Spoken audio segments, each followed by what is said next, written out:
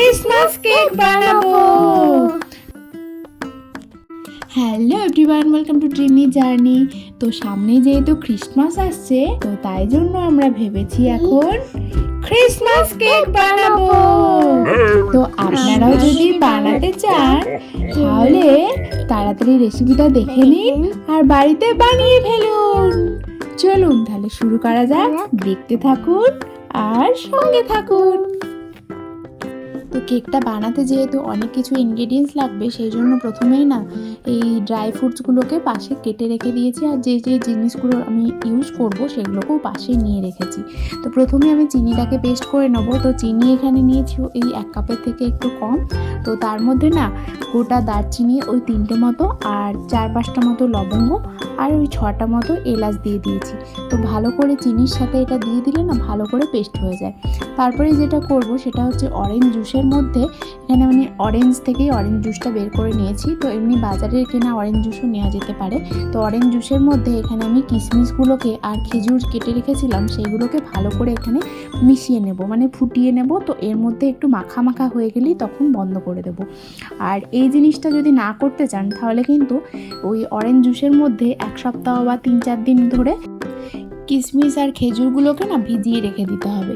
তো কাজু আর আমন্ড বাদাম এগুলো ভিজিয়ে রাখার দরকার নেই। তো সেই মানে ওই ভিজিয়ে রাখলেও কিন্তু সেমইভাবে ইউজ করা যেতে পারে।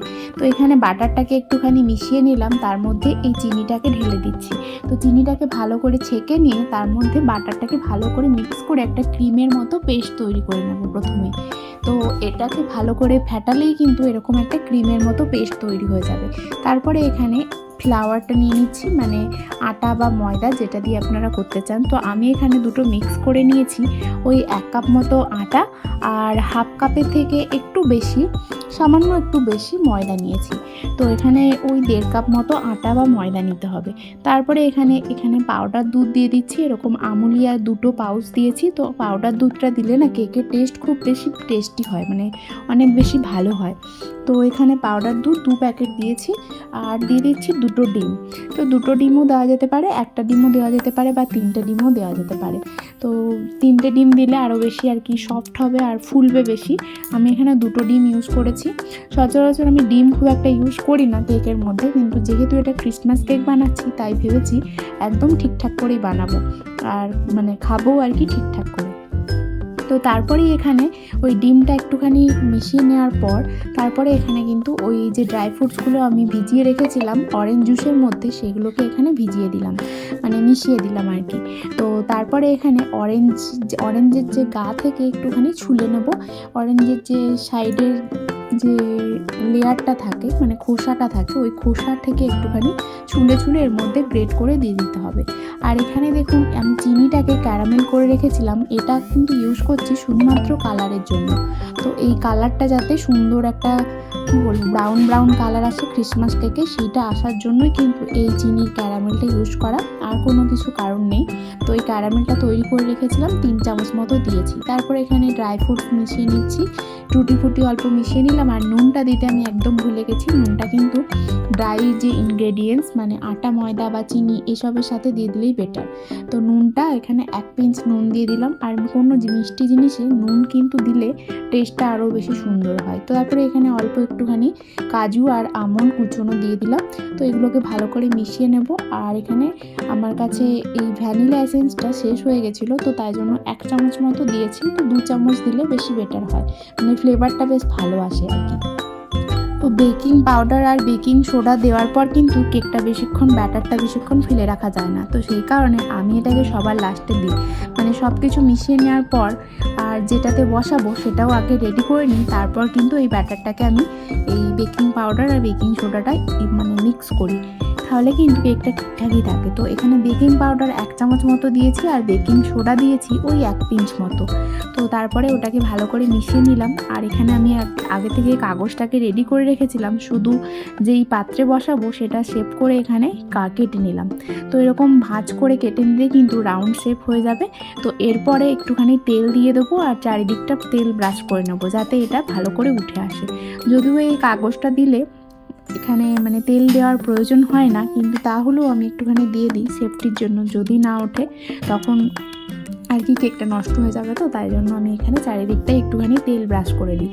তেল দেওয়া যেতে পারে, ঘি দেওয়া যেতে পারে, বা ঘি দিলে কিন্তু একটা ভালো ফ্লেভার আসে, ঘি দিয়ে একবার ট্রাই করতে পারেন। আমার এখানে ঘিটা গলানো ছিল না, তাই জন্য আমি এখানে তেলটা ইউজ করেছি। তো ঘিটা দিলে আরও বেশি ফ্লেভারটা ভালো আসে। তো তারপরে দেখুন এই ব্যাটারটার মধ্যে কোনো রকম কিন্তু জল বা দুধ আমি ইউজ করিনি। যেরকম শক্ত ব্যাটার হয়েছে এরকম শক্তই কিন্তু মাখতে হবে ব্যাটারটাকে। তো বেশি পাতলা হয়ে গেলে এই যে এখানে জল মানে জল জল টাইপের যে অরেঞ্জ জুসের সাথে যে ড্রাই ফ্রুটসগুলো দিয়েছিলাম সেগুলো কিন্তু ভালো করে মানে ওর গা থেকে কিন্তু জল ছাড়তে শুরু করবে, তো তখন কিন্তু ভালো হবে না কেকটা। তো তাই জন্য এরকম শক্ত করেই মাখতে হবে। তারপর এখানে একটা কড়াইয়ের মধ্যে কোনো একটা স্ট্যান্ড বা বাটি বা প্লেট কিছু একটা রেখে দিয়ে তার উপর কিন্তু এটা বসাবে না। আমার এখানে শুধু কড়াইয়ের উপর বসিয়েছিলাম না বলে নিচটা একটু পোড়া পোড়া মতো হয়ে গেছে। তো যেহেতু কড়াইটা আর কি ছোট ছিল, যেটায় বসিয়েছিলাম সেটা অনেকটা বড় হয়ে গেছিলো, তো সেই কারণে এটা আর কি ভালো মতো আর কি বলবো পেছন দিকটা কিছু দেওয়া যায়নি। তো তারপরে এটাকে ওই 45 থেকে 50 মিনিটসের মতো এটাকে বেক করে একদম লো আছে বেক করতে হবে। তো বেক করে তারপরে একবার চেক করেছিলাম টুথপিক দিয়ে, তো যদি টুথপিকে কিছু লেগে থাকে তাহলে তো আরও 10 মিনিট মতো রেখে দেখতে হবে চেক করে, আর যদি কিছু না লেগে থাকে তাহলে তো হয়েই গেল। তো তারপরে এটাকে ঠান্ডা হয়ে যাওয়ার পর এরকম করে কাগজটাকে ছাড়িয়ে নিতে হবে, তারপরে কিন্তু কেকটা রেডি হয়ে যাবে। আর কেকটা দেখতেই পাচ্ছেন কতটা সুন্দর হয়েছে, দেখতেও যেমন সুন্দর হয়েছে খেতেও কিন্তু খুব সুন্দর হয়েছিল। আর এরকমভাবে একবার কেক নিজের বাড়িতে বানিয়ে দেখবেন, আমার তো মনে হয় যে মানে বাজার থেকে আর কিনতে লাগবে না, তখন বাড়িতেই এরকমভাবে কেক বানিয়ে খেতে পারবেন। আর কেকটা মানে চারিদিক থেকে খুব সুন্দর একদম ফুলেছিল, খেতেও যথেষ্ট সফট হয়েছে।